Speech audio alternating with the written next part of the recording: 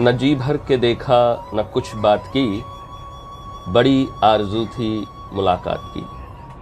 दोस्तों, जीवन में कुछ लोग ऐसे होते हैं जिनसे बार बार मिलने का दिल करता है, जिनसे प्रेरणा लेने का दिल करता है। आज ऐसी ही एक शख्सियत हमारे बीच में है, आरती राजदान जी। नमस्कार। नमस्ते। नमस्ते कमल जी। आरती जी प्रसिद्ध फिल्म मेकर करण राजदान जी की पत्नी हैं और साथ ही साथ एक प्रसिद्ध टैरो कार्ड रीडर हैं। तो आज का जो हमारा सेशन है, आज की जो हमारी बातचीत है, वो टैरो कार्ड के विषय में ही है। बहुत से लोग अपने जीवन में अलग अलग समस्याओं की वजह से परेशान रहते हैं। तो टैरो कार्ड किस तरह से आपके जीवन में खुशियाँ ला सकता है, आपकी समस्याओं का हल कर सकता है, उसी के विषय में आइए जानते हैं आरती राजदान जी से। आपका बहुत बहुत स्वागत है और बहुत बहुत दिल्ली की धरती को आपने पवित्र किया आकर के, क्योंकि कोई भी ऐसा व्यक्ति जो कोई भी ऐसा काम कर रहा है जिससे कि खुद को सुकून मिलता है, औरों को सुकून मिलता है, ईश्वर की तरफ आप जाते हैं, तो वो कहीं भी जाए वो उस जगह को पवित्र कर देता है। जी, मेरे अंदर वो योग्यता नहीं है कि मैं किसी जगह को पवित्र करूं। मैं एक बहुत मामूली, बहुत ऑर्डिनरी, सिर्फ भगवान की दासी हूँ और कुछ नहीं। तो बीइंग अ थिएटर पर्सन और जितनी मेरी उम्र है, जितने लोगों से मैं मिलता हूँ, तो कुछ लोगों में ऑरा नज़र आता है, एक अलग सा ऑरा, कि पता होता है कि ये हज़ारों लाखों करोड़ों अरबों में एक हैं, अमूल्य हैं। तो ऐसी शख्सियत से मैं खुद प्रभावित हुआ और मेरा हृदय हुआ कि मैं इनकी मुलाकात आपसे करवाऊँ। तो खुद कोई भी संत नहीं बोलेगा कि मैं संत हूँ, वो इसी तरह की बातों का प्रयोग करते हैं। तो मैं बहुत बहुत स्वागत करता हूँ आपकी दिल्ली की धरती पर। Thank you. तो आपके जीवन से ही शुरू करते हैं आरती मैम, कि कहाँ आपका जन्म हुआ? मेरा जन्म अमृतसर में हुआ। मैं आर्मी फैमिली से बिलोंग करती हूँ और मेरे फादर और मेरे ब्रदर दोनों ग्रेनेडियर्स, 4th ग्रेनेडियर्स बटालियन के थे। पापा, अगर आपने अब्दुल हमीद का सुना हो और जी, असल उत्तर लड़ाई का, तो पापा सीओ थे उस समय 4th ग्रेनेडियर्स के। जी, आपकी क्वालिफिकेशंस की बात करें तो अभी मैंने आपके इग्नू से एमए क्लिनिकल साइकोलॉजी की है। तो मैंने एमए क्लिनिकल साइकोलॉजी तक की है। तो मैंने इसीलिए इनसे प्रश्न किया क्योंकि हमारे विश्वविद्यालय की ही ये छात्रा भी रही और इन्होंने मनोविज्ञान के अंदर अभी एमए किया है और अब पीएचडी की तरफ अग्रसर है। नहीं, पीएचडी ड्रॉप हो गया। तो इनका पीएचडी अभी फिलहाल ड्रॉप है। तो अब हम बात करते हैं कि आपके इस प्रोफेशन के विषय में, जिसे लाखों लोग, करोड़ों लोग आपके दीवाने हैं। ये क्या चीज़ होती है टैरो कार्ड? टैरो कार्ड, तो टैरो मतलब टार, टार मतलब डांबर, है ना। रो मतलब royal, so the royal road to higher consciousness. जी। तो ये कार्ड्स एक आईना की तरह हैं, है ना, दर्पण की तरह। तो जो आपके कॉन्शियसनेस में, जो आपकी चेतना में, जो आपके अवचेतन मन में चल रहा हो, वो आप अपने टैरो कार्ड्स में देखेंगे, बिल्कुल वैसे ही जैसे आप एक दर्पण में अपना प्रतिबिंब देख रहे हों। क्या बात है। तो कितना समय लगता है यदि आपको पारंगत होना है इस विद्या के अंदर, और आपने कितना समय दिया इसको? देखिए, मेरी जो शुरुआत हुई थी स्पिरिचुअल जर्नी में, वो मैंने ओशो के साथ की थी। तो मैंने 88 से 98 तक 10 साल पूरे आश्रम में बिताए थे। क्या बात है। किस आश्रम में हैं आप? ओशो कम्यून, पूना। क्या बात, क्या बात। तो वहाँ पे मैंने 10 साल लगातार मेडिटेशंस करी, मेडिटेशन सीखी। फिर उसके बाद मैंने राधे माँ जी मुंबई, उनके पास में रही। उनके पास मैंने अध्यात्म बहुत किया, मतलब जाप, ये सब मेडिटेशन सीखी। उन दोनों के बीच में मैंने टैरो कार्ड्स सीखे थे। तो ये कहाँ से सीखे हैं आपने? हमारी बहुत अच्छी टीचर हैं पूना में, अरुणा माँ। क्या बात है। तो उनके थ्रू मैंने टैरो कार्ड सीखे। तो मैं इनको बीच में डिस्टर्ब करते हुए अरुणा माँ जी का आपका बहुत धन्यवाद करता हूँ, क्योंकि इनकी बहुत सारी भविष्यवाणी बहुत से लोगों के विषय में, हायर लोअर और खुद मेरे विषय में इन्होंने जो जो कहा वो सिद्ध हुई। तो आज इनके थ्रू आपके विषय में भी जानने का हमें मौका मिला जी। और अरुणा माँ भी बहुत इंटरेस्टिंग है। उन्होंने बहुत समय ओशो के साथ गुजारा, और जब ओरेगॉन का रैंच था तो वहाँ पे वो मतलब जैसे ऑलमोस्ट मेयर की जो कॉन्फिडेंट, जो मेयर की वाइफ, उस टाइप से वो रहती थी वहाँ पे ओरेगॉन रैंच में। उन्होंने बहुत सारे साल ओरेगॉन में स्पेंड किए। क्या बात। और बहुत बहुत ही सुंदर इंसान है। तो आपने ओशो की बात की, तो वहाँ नाम बदल दिए जाते हैं कि कोई माँ हो जाती हैं और स्वामी हो जाते हैं, तो आपको किस नाम से? माँ प्रेम आरती। तो देखिए, आरती जी का नाम एक माँ प्रेम आरती भी है, तो इस नाम से भी संबोधित करके आप इनसे अपने प्रश्न पूछ सकते हैं। आपने अब तक कितने लोगों को इसके विषय, अनगिनत लोग इनका फ़ायदा उठा चुके हैं। तो आज हम कुछ ऐसी समस्याओं के विषय में बात करते हैं जिससे कि कहीं ना कहीं हर व्यक्ति जूझ रहा होगा। कोई व्यक्ति अमीर है, कोई गरीब है, कोई बहुत चाहने के बाद भी उसके पास पैसा नहीं आता, और कोई कुछ नहीं करता, उसको लोग आके खड़े हो जाते हैं तो खूब पैसा बन रहा है। क्या कारण रहता है इन कार्ड्स के हिसाब से? कमल, में बहुत अच्छा सवाल आपने किया है, क्योंकि पता है इसके बारे में मेरे को खुद 1 महीने पहले ही इंसाइट आई थी। क्योंकि पता है, हम जैसे हर रोज़ हम सीखते हैं, है ना, हर रोज़ हमारी जीवन बदलता है, हर रोज़ एक नया सूरज, नया प्रकाश आता है। तो पहले जो था ना, मैं हमेशा अमीरी और गरीबी को पैसों के साथ जोड़ती थी। मेरे को लगता था वो अंबानी है अमीर है, वो पैसे वाला है तो अमीर है, मेरे पास पैसे नहीं है तो मैं कितनी पुअर हूँ, है ना। लेकिन मेरे को अब समझ में आया कि अमीरी और गरीबी को पैसे और प्रॉपर्टी से कुछ लेना देना ही नहीं है। अमीरी को कुछ लेना देना नहीं है पैसे से। अमीरी और गरीबी सिर्फ स्टेट ऑफ माइंड है, सिर्फ आपकी मन की मनोदशा, आपके मन का स्टेट है। बहुत टाइम आप ये नोटिस करोगे कि बहुत लोगों के पास ढेर सारा पैसा होता है, लेकिन वो ज़िंदगी को एंजॉय नहीं कर पाते, वो कहीं जा नहीं पाते, वो कहीं तीर्थों में नहीं जाते। अगर उनके माँ बाप बीमार हो गए हैं तो वो सेवा में नहीं उपस्थित हो पाते। वो सोचते अरे हॉस्पिटल में जाना है, वहाँ पे ले जाना है, इतना खर्च होगा, हमें वहाँ जाना है, वो इतना खर्च होगा, किसी को फ्रेंड्स के साथ डिनर पे जाना है, इतना खर्च होएगा। तो वो पूरे टाइम है ना अपने पैसों का जैसे एक तराजू है, और वो पैसों को गिनते रहते हैं पूरी ज़िंदगी। पैसे बचाना है, पैसे इन्वेस्ट करना है, पैसे गिनते रहना है। अब कहाँ रही अमीरी? और कोई लोग ऐसे होते हैं कि जिनके पास पैसा कम भी होता है लेकिन वो बादशाह की तरह रहते हैं, वो खुल के जीते हैं। वो बोलते अरे ना आप फिक्र ना करो जी, हो जाएगा जी, आप आ जाओ जी, है ना, चाहे उनके पास जगह कम हो लेकिन बादशाह। तो मेरे को वो इंसान अमीर लगता है जो बादशाह की तरह रहता है, जो तीर्थों में जा सकता है, जो माँ बाप की सेवा करता है, जो डरता नहीं है कोई आ गया तो मेरा खर्च हो जाएगा, जो अपने दोस्तों को ले जाएगा, चलो यार चलो आज खाना खाते हैं, आज मूवी देखते हैं, आज आराम से घूमते हैं। तो वो रिचनेस है। क्या बात है, इन्होंने रिचनेस की एक नई परिभाषा हमारे हम सबके समक्ष रखी, तो जिससे कि आप दिन प्रतिदिन जिस बात को लेकर के दुखी होते हैं, अगर इस माइंडसेट से आप चलेंगे तो बिल्कुल आपको फ़ायदा होगा और आप जीवन में खुश रहेंगे। अब हम आते हैं इस बात पर कि कई लोग बात करते हैं भूत प्रेतों की, कि एक व्यक्ति है जिसके अंदर भूत आता है, प्रेत आता है, और वो उसको निकालना चाहते हैं।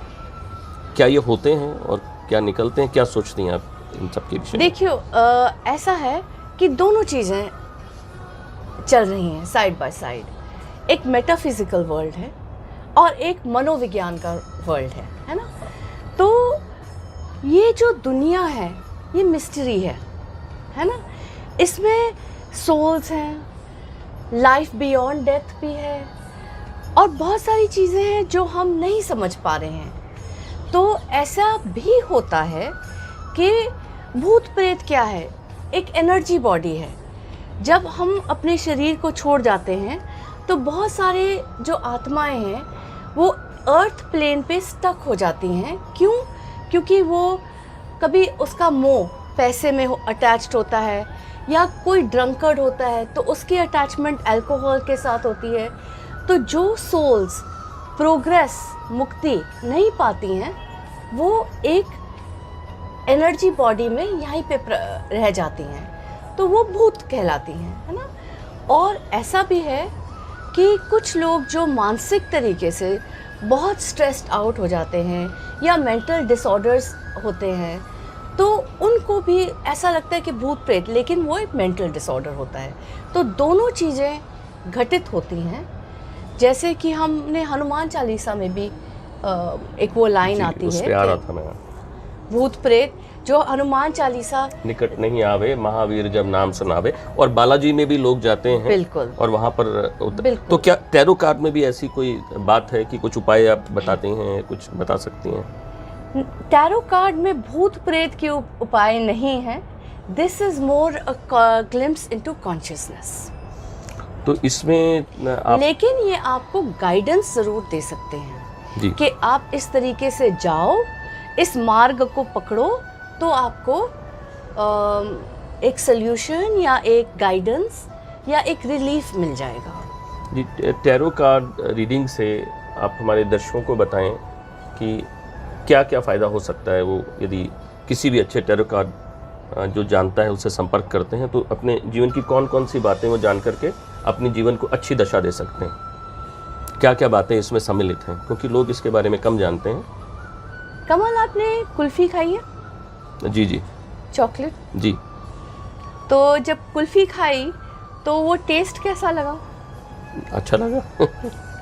टैरो कार्ड बिल्कुल वैसा है।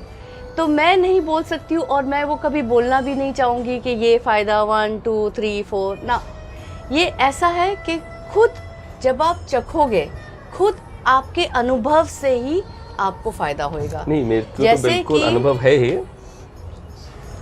मैं कोई सेल्स नहीं कर रही हूँ, मुझे कुछ बिल्कुल। मार्केटिंग नहीं करनी है। बिल्कुल बिल्कुल, वो हमें पता है। अगर कोई आना चाहे बिल्कुल बिल्कुल, वो तो हमें वो पता है। आए, इसका अनुभव लें, और खुद उनको समझ में आए कि उनके जीवन में क्या बदलाव आया, क्या रूपांतरण आया, वो खुद अपने अनुभव से जाने।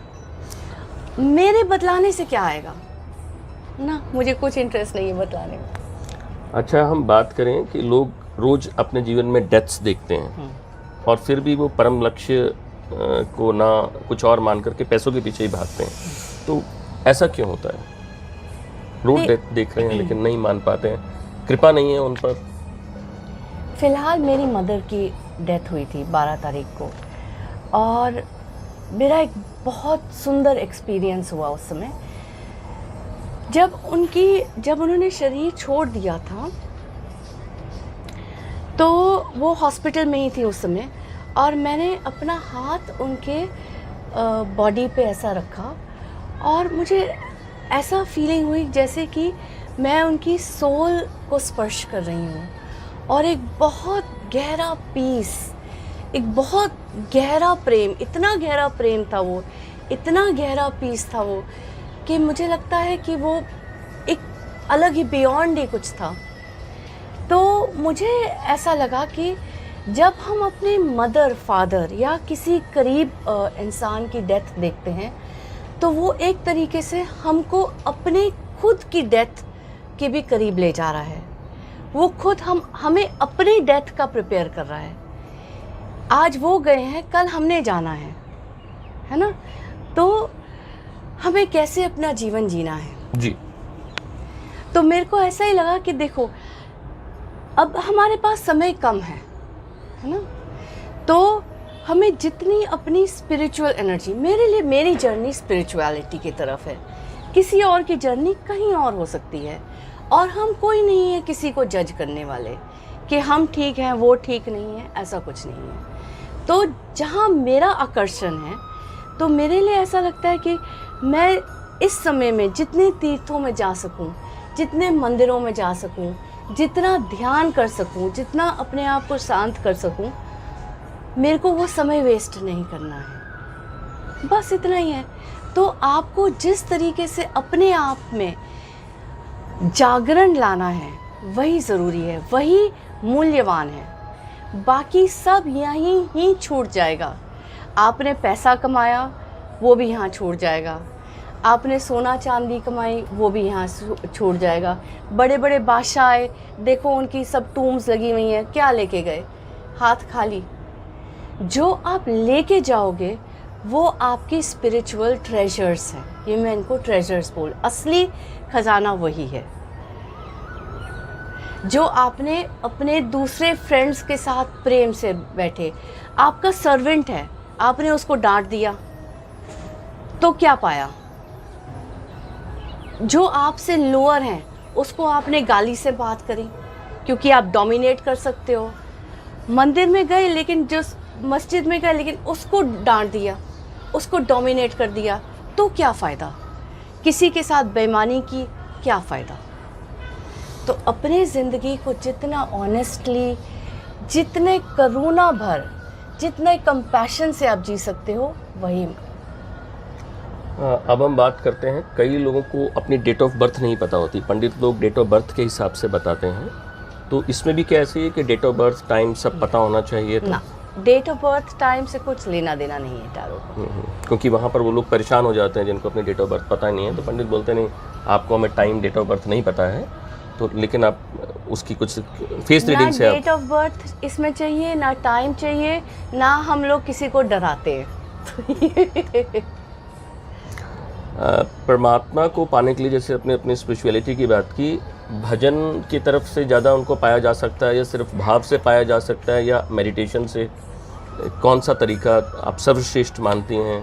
कोई भी तरीका सर्वश्रेष्ठ नहीं है, सब आपके ऊपर निर्भर है। और जैसे मैंने बोला, हमें ये चुनाव भी नहीं करना चाहिए। अगर आपका मन है, आप अगर किसी गर्लफ्रेंड अगर आपकी हो या किसी प्रेमिका हो या आप किसी से प्रेम करते हो, तो कभी आप म्यूज़िक भी इंजॉय करेंगे, कभी आप उसके साथ बैठ के बातें भी इंजॉय करेंगे, कभी आप बैठ के एक सनसेट भी इंजॉय करेंगे। तो भगवान तो आपका अल्टीमेट लव है, वो तो अल्टीमेट डिवाइन लव अफेयर है, वो आपकी दिल की पुकार है। क्या बात है। तो कभी आप उसको म्यूज़िक सुन के प्रसन्न कीजिए, कभी आप उसके साथ मौन में बैठिए, कभी आप आरती उतारिए, कभी आप सूफी गाने सुनिए, कभी आप डांस करिए। वो आपका प्रेम है, उसमें कौन, आपके और उसके बीच में कौन? क्या बात है, क्या बात है। आपके अगर हम बात करें तो आप किस गुरु को मानती हैं या किस भगवान को मानती हैं? सब भगवान एक हैं, सब गुरु एक हैं। ये इसकी इंसाइट मेरे को उस समय आई थी। मेरी एक बहुत क्यूट डॉग थी, ज़ारा जी। जब उसकी डेथ हो गई थी और मैं उसकी अस्थियां विसर्जित कर रही थी, तो मैंने ऐसे ही ऊपर देखा आसमान की तरफ और मुझे ऐसा लगा कि अब ये पांचों तत्व में मिल गए। आकाश, वायु, पानी, धरती, ईथर, सब एक। उस मोमेंट में मेरे को लगा सब एक ही है। जितने भगवान हैं वो सब अलग अलग वेव्स हैं, अलग अलग तरीके हैं हमें अंडरस्टैंड करने के लिए, लेकिन एक ही चीज़ है। क्या बात है। कुछ संदेश देना चाहेंगे आप हमारे दर्शकों को अंत में? प्रेम से जिए, करुणा से जिए। जब तक आप प्रेम में जिएंगे, करुणा में जिएंगे, ऑनेस्टी में जिएंगे, आप हमेशा भगवान आपके करीब रहेंगे। क्या बात है। तो बहुत बहुत शुक्रिया आपका। और कोई कार्ड निकाल सकती हैं आप दर्शकों के लिए? क्या सवाल है कमल? सवाल ये है कि जितनी हमारी भारत के अंदर अभी, क्योंकि इन्हें संतों का देश कहा जाता था, तो अब हम देखते हैं कि जैसे मेरा बेटा भी एडवोकेट बना, तो और कुछ, जैसे मैं आपसे कल भी बात कर रहा था कि चाइल्ड अब्यूज़ बढ़ रहा है और एक आदमी 4-4 शादियां कर रहा है, लेडीज़ 4-4 बॉयफ्रेंड। तो ये स्थितियां और ख़राब होने वाली हैं या भारत फिर उस आध्यात्मिक क्षेत्र में अपने आप को साबित करेगा, आगे बढ़ेगा, या और अभी स्थितियां गिरेंगी? देखिए, हम घोर कलयुग की तरफ जा रहे हैं, जैसे हमारे शास्त्रों में लिखा है घोर कलयुग। तो घोर कलयुग मतलब पाप और बढ़ रहा है ना। आजकल हम इंसान को पहले मिलते हैं, पहले पूछते हैं व्हाट आर यू डूइंग, अब क्या कर रहे हो। ये नहीं देखते वो इंसान कौन है, उसका बीइंग क्या है, सीधा प्रोफेशन पे आ जाते हैं। सीधा प्रोफेशन, मेरा फ़ायदा क्या है ना। तो ये सब कलयुग के लक्षण हैं। तो पाप बढ़ रहा है, इसीलिए चाइल्ड अब्यूज़, ये सब गंदगी बढ़ रही है एक तरीके से, है ना। तो इसमें हमें अपने आप को मेडिटेशन के थ्रू और अपनी भक्ति, चाहे किस भी प्रकार की भक्ति आप करें, ये बहुत ज़रूरी है ताकि आपका लाइन स्ट्रेट रहे। चलिए हम अपना प्रश्न बदलते हैं, और बहन जी ने एक बड़ा अच्छा पहले भविष्यवाणी की थी, वो सत्य हुई। इन्होंने कहा था कि योगी जी की सरकार आएगी उत्तर प्रदेश में, वो आई। अब हम इनसे बात करते हैं हरियाणा की। हरियाणा में अब किसकी सरकार आएगी, बीजेपी या कांग्रेस या आम आदमी पार्टी, कोई एक? क्योंकि आप मेरे को उनके नाम बताना, क्योंकि कांग्रेस में कौन है? जी, कांग्रेस में राहुल गांधी, आम आदमी में एक मिनट हाँ, मेरे को टाइम भी दीजिए। एक में जी। आप एक का नाम लेना, मैं एक का वो करूँगी जी।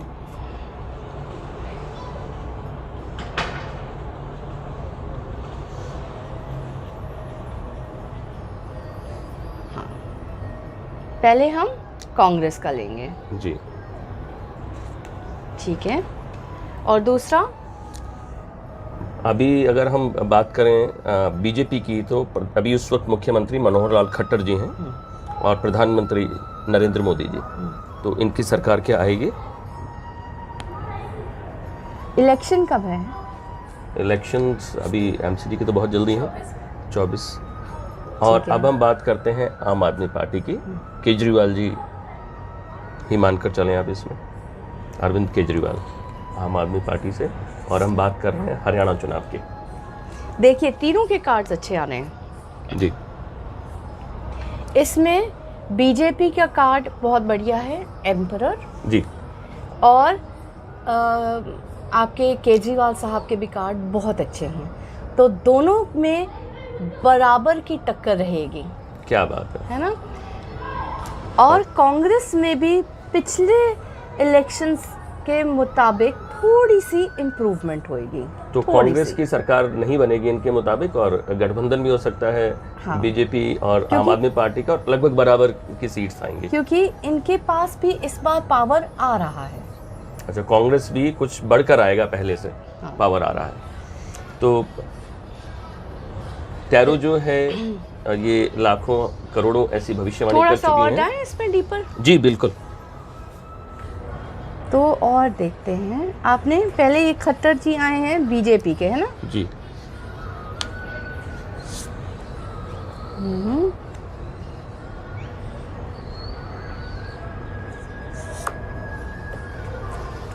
आम आदमी पार्टी थोड़ा सा आगे जा सकती है जी।